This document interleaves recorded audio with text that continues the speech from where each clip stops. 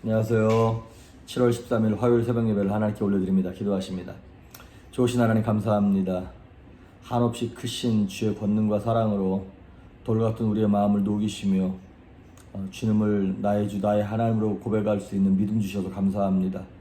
오늘도 나를 의지하지 아니하고 내 경험과 내 인생의 무기들을 의지하지 아니하며 우리 하나님의 이름으로 오늘 하루를 살기를 소망하오니 동행하시며 성령 충만하게 하시고 기쁨이 솟아날 수 있도록 평강을 허락하여 주시옵소서. 말씀 가운데 함께 하시길 소망하며 예수님의 이름으로 기도했습니다. 아멘.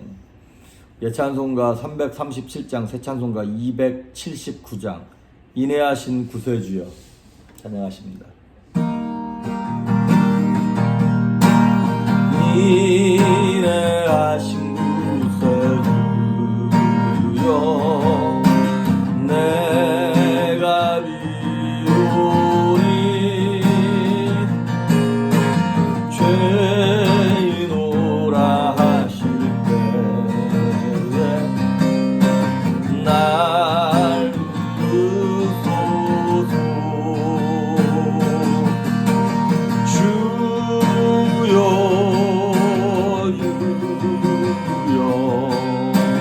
내가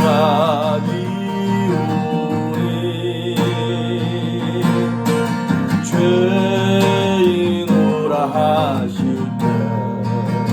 때에 날 부르소서.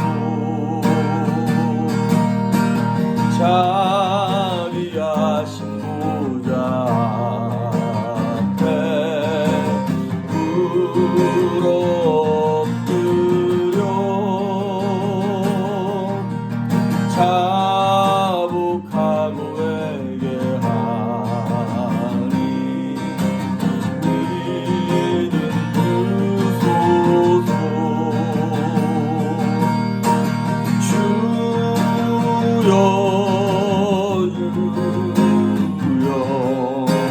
내가 비오니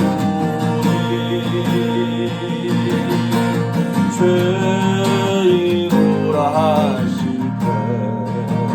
때에 날 부르소서. 주의 공로 의지하여 주께 가오니 상한 마음을 고치시고 구원하소서. 4절 만복 근원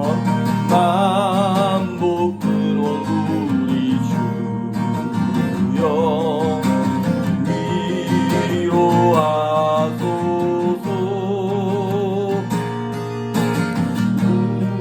우리 주와 같으시니 어디 있을까.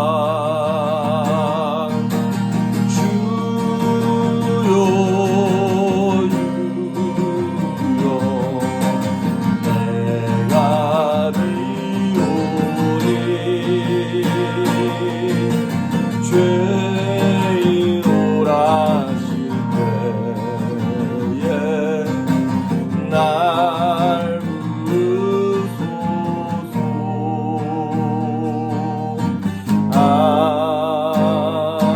아멘. 아멘. 오늘 우리에게 주시는 말씀은 사도행전 19장 1절에서 7절에 있는 말씀입니다. 사도행전 19장 1절에서 7절에 있는 말씀까지 봉독해 올립니다. 아볼로가 고린도에 있을 때에 바울이 윗지방으로 다녀 에베소에 와서 어떤 제자들을 만나 이르되 너희가 믿을 때에 성령을 받았느냐 이르되 아니라 우리는 성령이 계심도 듣지 못하였느니라. 바울이 이르되 그러면 너희가 무슨 침례를 받았느냐 대답하되 요한의 침례니라. 바울이 이르되 요한이 회개의 침례를 베풀며 백성에게 말하되 내 뒤에 오시는 이를 믿으라 하였으니 이는 곧 예수라 하거늘 그들이 듣고 주 예수의 이름으로 침례를 받으니 바울이 그들에게 안수하며 성령이 그들에게 임하심으로 방언도 하고 예언도 하니 모두 12사람쯤 되니라. 아멘. 지금 사도 바울의 3차 전도 여행이 이제 시작됐습니다. 그래서 오늘 1절에 보면 아볼로가 고린도에 있을 때, 우리가 어저께까지 얘기를 봤을 때 아볼로라고 하는 사람이 알렉산드리아 출신인데 에베소에 와서 브리스길라 아굴라를 만나서 거기서 예수님에 대해서 제대로 듣고 거기서 파송받아서 지금 담임 목사 공석인 고린도에 파송을 받아서 고린도에 가서 지금 아볼로 목사님이 목회하고 있는 거예요. 아볼로가 고린도에 있을 때 바울이 윗지방으로 다녀서 에베소에 왔어요. 자, 여기서 말하는 윗지방이라고 하는 것은 18장 23절에 나오는 말씀처럼 갈라디아, 부르기아 이런 지역을 얘기하는 거예요. 사도 바울이 3차 전도여행을 수리아 안디옥에서 떠나서 터키 위쪽 지방을 쭉 이렇게 둘러가지고 그 다음에 이제 에베소에 온 거예요. 여러분, 이제 사도 바울이 1차 때 복음을 전했던 도시가 더베, 루스트라, 이고니온, 비시디아, 안디옥 이런 데지 않습니까? 여기를 1차 때 방문해서 교회를 개척하고 2차 전도 여행 때도 여기를 들렀어요, 사도 바울이. 그리고 지금 3차 때도 그 지역을 들러서 온 거예요. 그리고 이제 에베소에 왔는데 아시다시피 에베소는 사도 바울이 2차 마지막 기착지로 잠깐 들려서 에베소에 들려서 이제 수리아 안디옥으로 원래 있던 파송계로 돌아가려고 그럴 때 그 에베소에 있던 사람들이 바울 보고 조금만 더 여기 계시라고. 그런데 바울이 뭐라 그랬냐면 나도 더 있고 싶지만 하나님의 때가 되고 뜻이 있으면 다시 올 거라고. 그리고 그때까지 함께 동역했던 브리스길라 아굴라 부부를 거기다 놔두고 바울은 이제 수리아 안디옥으로 돌아갔던 것이죠. 그리고 3차 때 지금 윗지방을 돌아서 2차 때 돌아올 거야. 하나님이 허락하시면 돌아오겠습니다. 그래 말대로 약속대로 다시 지금 이제 에베소에 도착한 것입니다. 에베소에 도착해서 보니까 이 브리스길라 아굴라 부부가 전도를 열심히 하긴 했어요. 그런데 와서 보니까 좀 이상해. 왜 이상하냐면 2절에 보니까 너희가 믿을 때 성령을 받았느냐. 저들이 신앙생활을 하긴 하는데 성령에 대해서 알지도 못하고 듣지도 못했다는 거예요. 그러니까 브리스길라 아굴라도 바울 사도에게 성경 공부를 하고 이렇게 복음을 듣긴 했습니다만은 어떤 바울이 갖고 있는 어떤 영적 능력 이런 것만큼은 아직 올라서지 않았던 것 같습니다. 이 브리스길라 아굴라 부부가 충성스럽긴 했지만 하나님이 역사하시는 하나님의 영적 능력은 또 다른 얘기인 것 같아요. 이게 이제 뭐랄까요? 주님께서 쓰시는 주의 종들, 꼭 목사가 아니더라도 하나님께서 이렇게 기름 부어 사용하시는 어떤 하나님의 사람들에 대한 주님께서 주시는 은혜와 능력이 있는 것 같습니다. 이게 열심만 갖고 되는 건 아닌 거예요. 그러니까 마치 이들의 지금 에베소 교인들의 모습은 마치 처음에 아볼로 목사님이 알렉산드리아에서 예수님에 대해서 알긴 알았는데 요한의 세례, 요한의 침례만 알고 있었던 것처럼 예수님에 대해서 알지만 예수님의 죽으심, 십자가, 부활, 성령의 오심 이런 것들에 대해서는 전혀 모르고 있었던 거예요. 그러니까 복음을 일부분만 듣고 있었던 것이죠. 온전한 복음이 아니었던 것이죠. 그래서 지금 이제 성령을 받았느냐 그랬더니 우리가 성령의 있음을 듣지도 못했습니다. 그럼 뭐냐?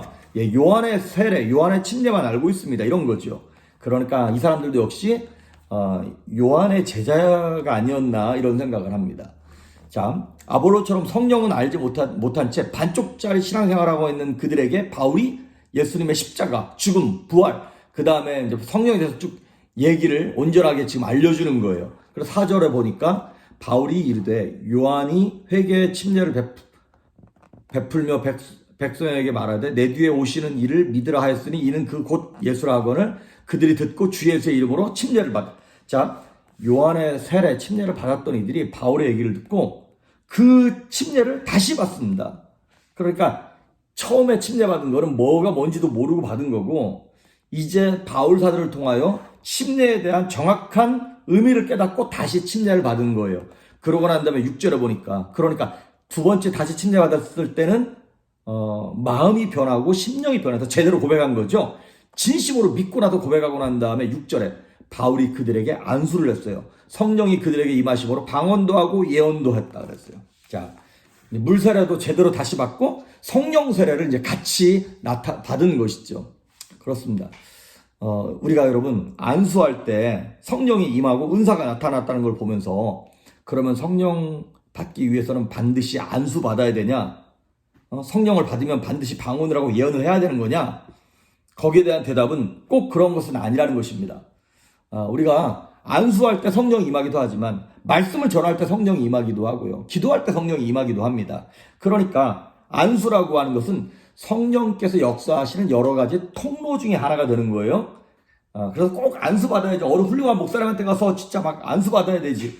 그거는 내 마음이 하나님의 성령이 역사하실 만한 그게 안 됐으면 진짜 막 무슨 머리가 다 벗겨지도록 안수를 아무리 받아도 그건 아무 변화도 안 일어나는 것입니다. 하지만 내 심령이 이미 열려있고 성령께서 그렇게 타치하실 만한 겸손함으로 준비되어 있으면 전화로 얘기하고 기도해도 저쪽에서 은혜 받고 성령 받습니다. 그러니까 성령 받기 위해서 꼭 안수가 필요하냐? 그건 아니라는 것이에요. 그리고 방언은 꼭 성령 받으면 꼭 방언을 해야 되는 거냐? 그러면 방언 못하면 성령 안 받은 거냐? 그게 아니라는 거예요. 방언은 뭐예요? 은사입니다. 예언도 은사입니다. 그건 뭐예요? 하나님께 주시는 선물일 뿐이에요. 마치 티칭, 가르치는 것이 은사인 것처럼 하나님을 찬양하는 막 찬양의 은사가 있는 것처럼 방언의 은사가 있고 예언의 은사가 있는 것입니다. 긍휼의 은사가 있고요. 남을 도와주는 은사가 있고요. 여러 가지 독신의 은사가 있고요. 그런 것들 중에 하나인 거예요. 성령을 받으면 나타나는 여러 가지 선물 중에 하나인 것입니다. 그러니까 많은 사람들이 착각하기를 성령 받으면 무슨 막 뭐 이렇게 은사가 나타나고 기적이 나타나고 막 그런 면허증을 받는 것 같은 그런 착각을 하는데 그게 아니라고 하는 것이에요. 그러면 성령 받으면 그런 은사가 아니더라도 나타나야 될 것이 딱 하나가 있어요. 그게 뭐냐면 성령을 받으면 예수님을 나의 주 나의 하나님으로 고백하게 되어 있습니다. 근데 예수님이 나의 주 나의 하나님으로 고백되지 않는다. 하나님이 나의 아버지로 고백되지 않는다. 이거는 이제 성령 받은 게 아닌 거죠. 그러니까 은사를 가지고 그 사람이 성령 받았냐 안 받았냐를 판단할 것이 아니라 그 사람이 예수님을 나의 주 나의 하나님으로 고백하고 있느냐 아니냐, 예수님을 나의 주님으로 믿고 있느냐 아니냐로 판단하셔야 한다는 것이죠. 고린도전서 12장 3절에 보니까 하나님의 영으로 말하는 자는 누구든지 예수님을 저주할 자라 하지 않는다. 그리고 성령이 아니고서는 누구든지 예수님을 주라고 할 수 없다. 그러니까 성령이 임하셔야만 예수님을 나의 주님, 나의 하나님으로 고백할 수 있다는 것이죠. 성령님은 하나님이시잖아요. 그리고 하나님이 보내신 하나님의 영이잖아요. 그러니까 그분이 우리에게 오셨다는 것은 하나님이 보내셨다는 것인데 분명한 목적을 가지고 우리에게 보내시는 거예요. 성령이 오실 때는. 그래서 그 목적이 뭐냐? 우리를 거듭나게 해서 하나님의 자녀 삼아 주시고 예수 그리스도를 통한 구원이 우리에게 임했다는 것을 확신시켜 주는 것. 그것이 바로 성령께서 하시는 거예요. 그러니까 성령 받은 사람은 예수님이 믿어지는 거예요. 성경에 나타나는 기적들이 믿어지는 거예요. 말이 안 되는데 이성적으로 논리적으로. 그런데 그게 믿어진단 말이죠. 천지창조가 믿어지고 동정녀 탄생이 믿어지고 예수님의 부활이 믿어지고 예수님이 무리를 걸으시고 병자를 치료하시고 죽은 사람을 살렸다는 것이 믿어집니까? 그게 성령이 임한 증거라고 하는 것이에요. 성령 받지 못한 사람은요, 그게 안 믿어집니다. 믿을래야 믿어질 수가 없는 것이죠. 그 구원의 확신이 생기는 것, 이것이 성령 받은 증거가 되는 것입니다. 그래서 성령 받은 증거는 어떤 육신적이고 외면적인 표시가 아니라 내면적인 삶의 변화예요. 태도의 변화가 나타나는 것입니다. 여러분, 우리 주변에 보면 그렇게 예수 안 믿을 것 같고 예수님을 핍박하고 강팍했던 사람이 한순간에 홀라당 뒤집어져가지고 그 막 교회 다니고 열심히 내는 사람 있잖아요. 하나님이 아니고서는 어떻게 누가 그 사람을 변화시킬 수 있겠습니까? 그러니까 우리 변할 것 같지 않았던 남편, 아내, 우리 자녀들, 그 전도 대상자가 성령님 만날 수 있도록, 성령의 은혜로 말미암아 변화될 수 있도록 성령 만나게 해달라고 기도하는 게 제일 중요합니다. 저도 목회를 하면서 개척하면서 저희 아버지께서 저한테 몇 가지 해주신 말씀 가운데 가장 마음속에 지금도 남아있는 말씀 중에 하나가 무엇이냐면 이거예요. 안 믿는 사람 믿게 하는 게 참 중요하지만 교회에 와 있는데 성령 받지 못한 사람들, 그 사람들 성령 받게 하는 게 하나님이 제일 기뻐하시는 것 중에 하나다라고 하는 말씀을 저한테 해주셨거든요. 근데 그게 너무나 마음에, 제 머리에 박혀 있어서 저는 그것이 되게 중요하다고 생각해요. 교회에 와 있는데, 교회에 들어와 있는데 성령을 받지 못했어. 그래서 모태신앙인이긴 한데 그 예수 믿는 프레임, 틀만 남아있지 마음이 열리지 않은 사람들, 이런 사람들로 하여금 예수님을 만나게 하는 게 저의 큰 사명 중에 하나가 아닌가, 이런 생각을 하게 되는 것입니다. 그렇습니다, 여러분. 요한의 세례, 요한의 물침례, 이런 것들은 의식적이고 소극적인 변화예요. 그거는 막 내가 변해야지 노력하는 변화예요. 그런데 성령 충만, 성령 받은 성령 세례는 진정한 변화고 자연스러운 변화예요. 내가 노력하고 애쓰지 않아도 성령께서 그 마음을 주시는 거예요. 하나님의 일을 하게끔 기쁨을 주시는 거예요. 옛날에 좋아했던 육신의 죄악들, 막 나쁜 습관들이 저절로 싫어지는 거예요. 내가 싫어해야지, 멀리해야지, 그런다고 되는 것이 아니라 저절로 멀어지는 것. 내가 이걸 왜 좋아했지? 이 더러운 것, 이 악한 것, 이 음란한 것을 내가 왜 좋아했지라고 깨닫는 것. 그게 바로 뭐냐면 성령이 임하심으로 나타나는 현상입니다. 오늘 이 말씀을 부여잡고, 하나님, 나의 삶 속에, 우리 가족의 삶 속에, 내 남편과 아내와 자녀의 삶 속에 성령님 임하심으로, 여기 나와 있는 말씀처럼 성령이 임하심으로 변했다 그랬잖아요. 바울이 그들에게 안수함에 성령이 그들에게 임하심으로, 성령이 나에게 임하심으로, 내 가족들에게 임하심으로, 우리 성도들에게 임하심으로 정말 역사가 나타나고 삶이 변화되고 삶이 부흥되고 새로워지는 역사가 임할 수 있기를 주의 이름으로 축복합니다. 기도하십니다. 좋으신 하나님 아버지, 감사합니다. 내 노력으로가 아니라 성령이 임하심으로 자연스럽게 기쁨과 감사함으로 주의 영광을 드러내고 삶이 변할 수 있도록 성령님 기름 부으시며 내게 오셔서 나의 삶을 장악하여 주시옵소서. 감사드리고 예수님의 이름으로 기도했습니다. 아멘.